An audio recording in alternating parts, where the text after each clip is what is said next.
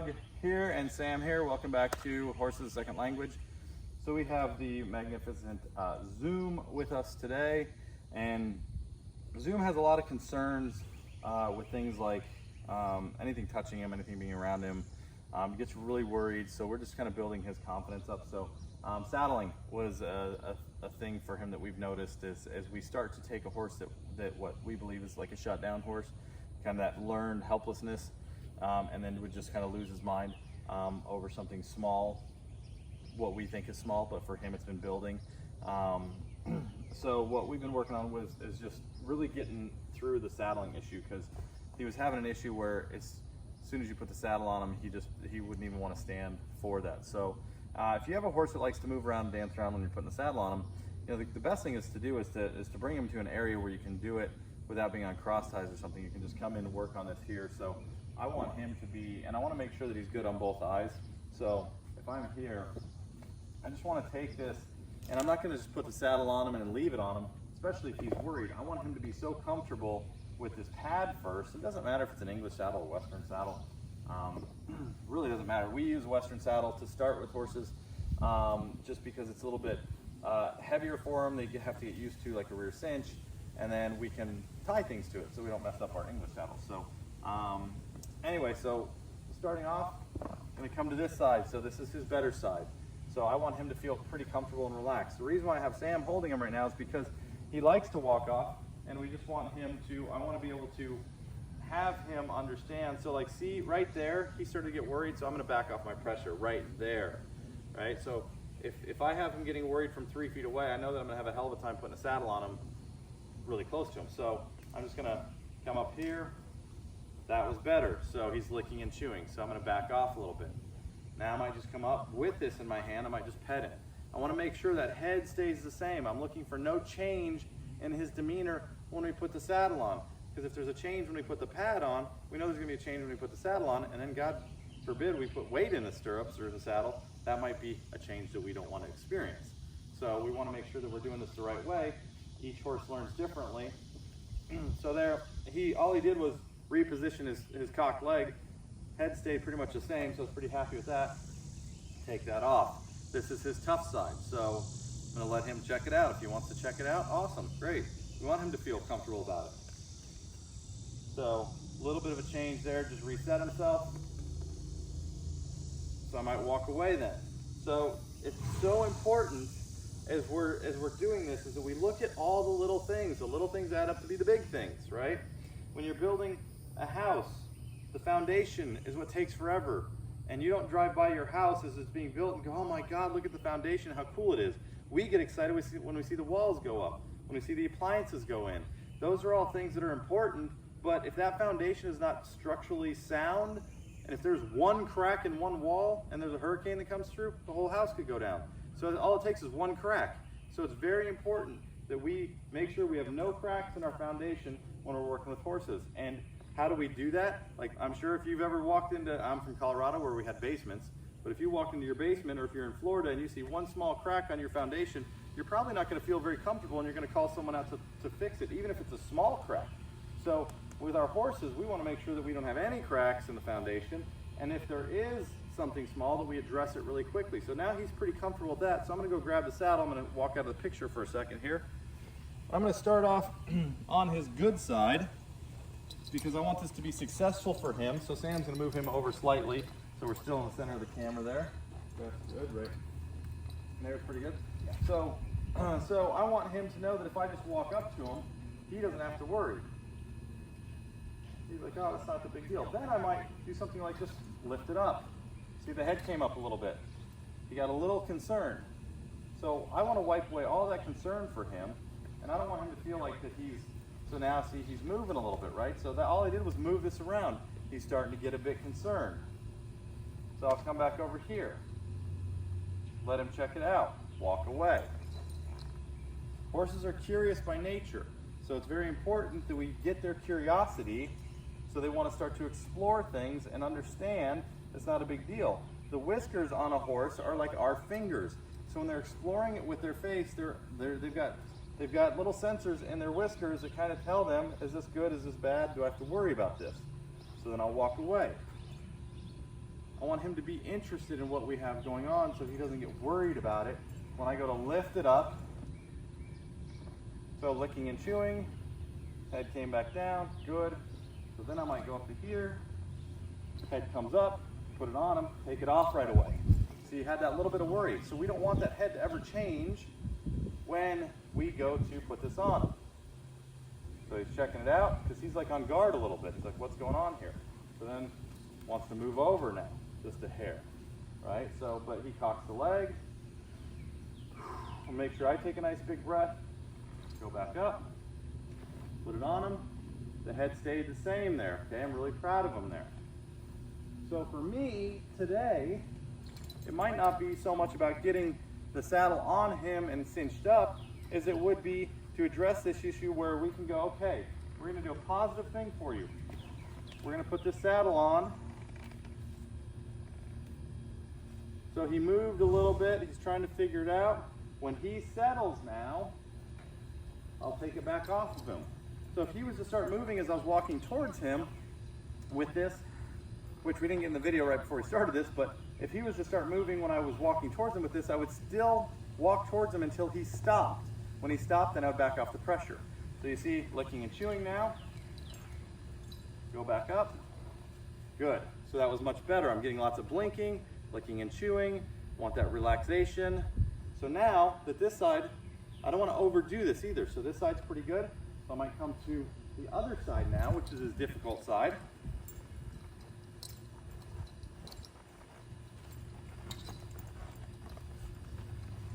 And this is a harder side for him. So I'm gonna do the same thing. So see right there, he got nervous. Just like when I first got the pad from about 3 feet out, he started to go, that's concerning me. Very important that our horses feel comfortable on both eyes, right? So when I come to here, I'm gonna recognize that he's a little worried. So then I'll back off. What happens as soon as I bring my energy back? He gets curious. So I might come to here, and then I'll back off. And what happens? He becomes curious. And then I'll go back to here. So he's almost going, oh God, he's getting close. I can't focus on it. I just have to pretend that nothing's going on. And then when I back off though, he goes, well, wait a second. That wasn't so bad. It's like clockwork. Every time I take my energy back, he's intrigued by what's going on. Then I might lift it up. Okay, so I lifted it up, he gets concerned. So, lift it up, I'm gonna hold it here. As soon as he stops, I'll draw back. Good, then I'll walk towards him. Wanna make sure, might lift it up like this, put it down, lift it up, put it down. Because if that's enough for him to get a little worried, then we know that we're not gonna have too much of a shot getting it on him. So as you can see, he started licking and chewing. So I might come to here, good boy, go up to here, gets worried, right? So if I knew if I put the saddle over him right now, he'd probably want to dance off.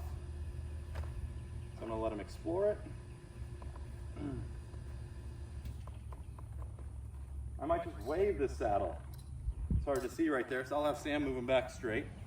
So you can move his haunches over towards the tarp, Sam, please. Good.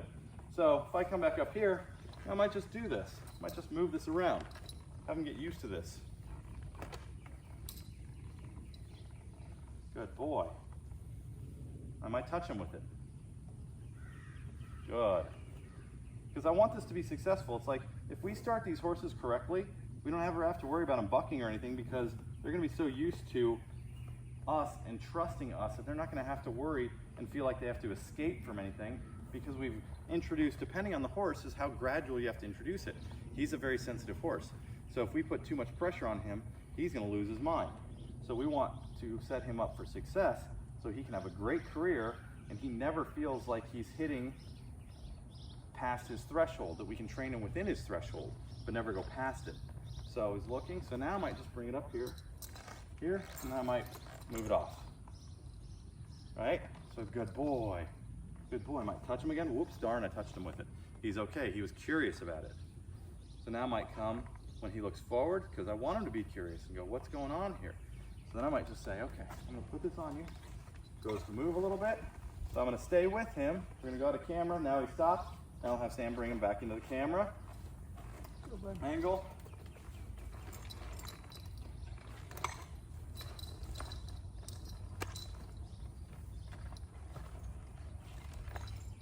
Okay, so I'm gonna do this again. So I'm gonna walk up to him, good boy, and lift it up. Gets worried. So I'm gonna take the time that it's gonna take. Sam, do you mind setting him back over here again? We're working with a tripod today, so we don't have our camera person, so sorry, we have to stay in the shot. We're trying to do the best we can for you. So, good. So now I might just stand like this, so he gets worried even if I just take this stance.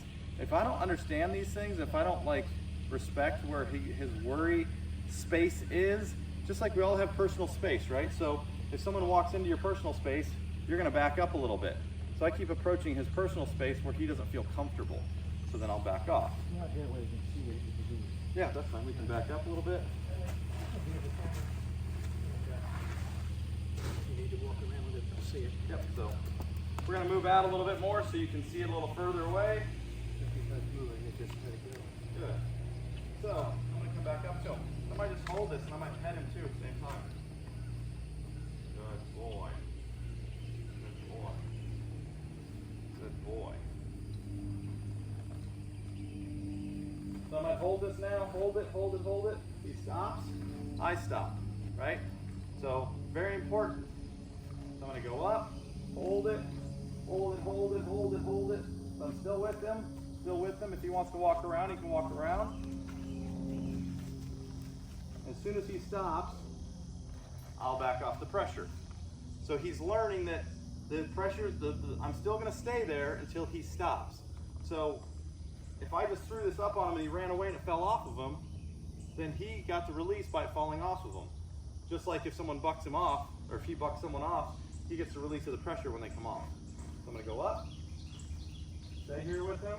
Ah, so the movement was less that time. I'm gonna go up here, good. Now I might go, good, really good. Take it off immediately. Good boy, buddy. Good boy. We want this to be a great experience for him.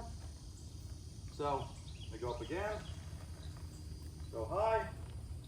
He's thinking about it. He stops. I take the pressure up. All right, so now I'll go back up.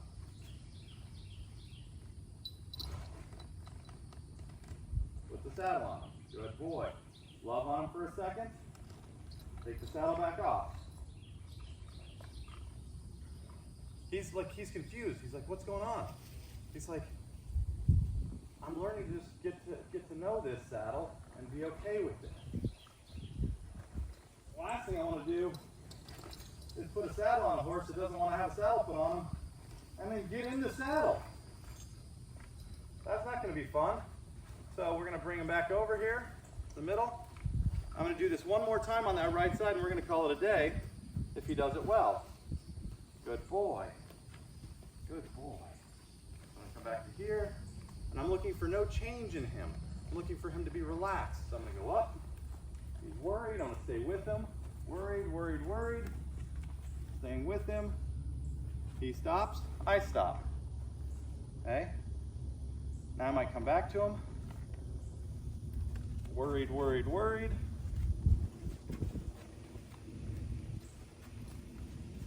Staying with him. He stops, I stop. Good boy.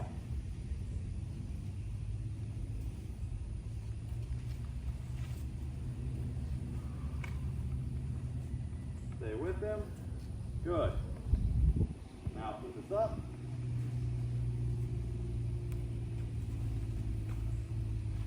He stops. I stop, then I hold. I hold it for a little bit longer every time. So I want him to understand that it's going to be there with him. So the first step is to take off the pressure when he stops, and then it's when he stops, we can kind of hold that a little bit good. Maybe now I can go up a little higher.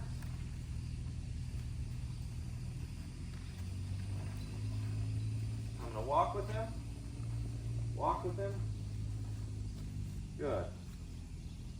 Now I might just back off for a second. Let him think that one through. Take a big deep breath myself. Wait for him to show me a sign There we go. Licking and chewing, he shakes off. He goes, I'm not dead. I don't feel the pressure being put on me too much. Come back over. Good boy. Good boy. Lift this up. Less movement. Good. Take the pressure off. Then go back up. Stay with him. Set the saddle on him. Good boy. Now keep it here for another 10 seconds. Take it off, we'll be done for the day. Because we want him to have a really positive experience with it. It's like the race with the tortoise and the hare, right? Sometimes you take things slower to build that foundation right, and you're going to be light years ahead down the road with all of the foundation. Right? If we skip the foundation part of things, and we just try to go right into the performance side of things, those holes are going to come back to bite us. And I'd much rather help you before it gets to that point with a young horse than you have an older horse that you're having problems in the upper level FEI classes, and you're having issues with horse standing to put the saddle on, which is going to lead to other things in the saddle. A horse that doesn't want to just stand in cross ties. All these little things. A horse that's pushy is going to be pulling the bridle. All these things are going to transfer from the ground to the saddle and into the bridle, because they don't differentiate, unless there's a lot of leverage put on them, they don't differentiate the difference between what we ask them on the ground and what we ask them under saddle. If you see a horse that's spooky and spooks, they're not going to spook differently because you're on their back.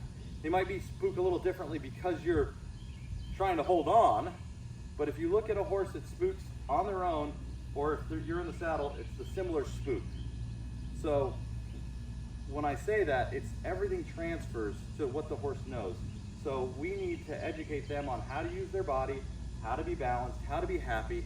And if they're happy, then when we get in the saddle and they know how to use their body, they know how to separate their head from their pole, from their neck, from their shoulders, from their rib cage, from their hind end, and biomechanically be correct, you're gonna have a much happier horse, which is a much suppler horse, which is a much straighter horse, which is a much stronger horse that has less injuries and is going to have a longer, happier life. So I hope you guys have enjoyed this one. Stay tuned for more on Mr. Zoom, and we'll talk to you soon. Take care.